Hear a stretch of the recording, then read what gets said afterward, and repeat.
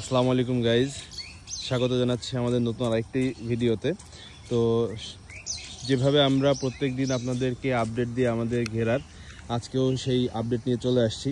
তো এর আগের দিন দেখছেন আপনারা আমাদের এই ঘেরায় প্রচুর ঘাস জমছে, যেটার প্রধান কারণ ছিল বৃষ্টির জন্য আমরা ঢুকতেও পারি নাই।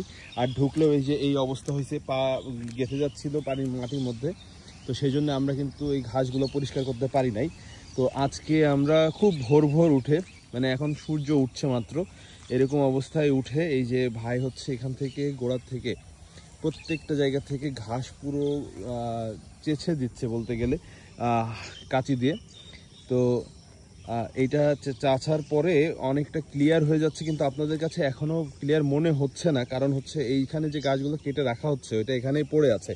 এই জায়গায় দেখছেন, এই জায়গাগুলো কিন্তু কাটা ঘাস এগুলো। আর এই যে দেখেন আপনাদের মরিচ গাছ যেগুলো ছিল, মরিচ গাছেরই মেনলি এখানে লাগানো আছে সবগুলো মরিচ গাছ।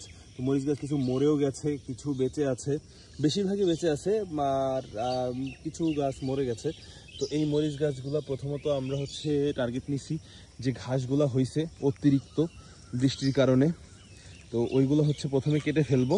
দেন এই জায়গাটা একটু কোদাল দিয়ে কুপাই দিয়ে জায়গাটা সুন্দর করে ফেলবো। তো মনে করলাম যে আপনাদের সাথে শেয়ার করি কিভাবে আমরা এই জায়গাটা আবার নতুন করে পরিষ্কার করব, কিভাবে জায়গাটা আবার চাষের যোগ্য করে তুলব।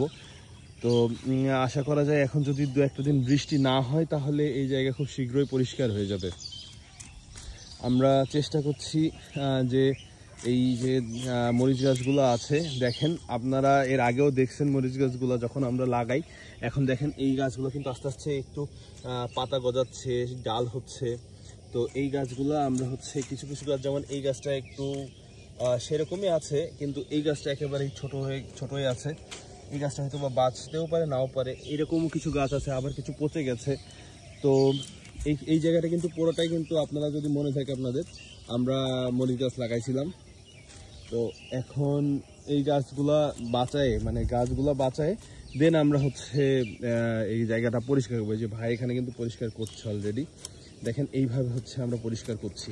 প্রত্যেকটা গাছ দেখে দেখে খুব সাবধানতার সাথে কাজ করে এই জায়গাটা পরিষ্কার হচ্ছে। আর উনি ওখান থেকে যে ঘাসগুলো আছে, এই যে এখন ঘাসগুলো তুলে ফেললে ওই জায়গাটা দেখতে সুন্দর হয়ে যাবে। এইভাবে আমরা এই জায়গাটা টোটালটা পরিষ্কার করব, আর যাতে এরকম কোনো সমস্যার সম্মুখীন না হই, সেটার জন্য আমরা অন্য কোনো একটা পদক্ষেপ নিব, যাতে এই সমস্যাটা এর পরে আর না হয়। তো এইভাবে প্রথমে ঘাসগুলা কেটে দেওয়ার পরে আমরা এখানে কোদাল দিয়ে কুপাই দিব, যাতে এই ঘাসের যে গোড়াগুলো আছে ওইগুলা মরে যায়। তো এটা পরিষ্কার করতে হয়তো বা আমাদের কয়েকটা দিন সময় লাগবে। তো পরিষ্কার যখন কমপ্লিট হয়ে যাবে, তারপরে আবার কিভাবে আমরা আরও জায়গাটা সুন্দর করব সেটা ইনশাল্লাহ আপনাদের সাথে শেয়ার করব। তো সেই পর্যন্ত আপনাদের কাছ থেকে বিদায় নিচ্ছি।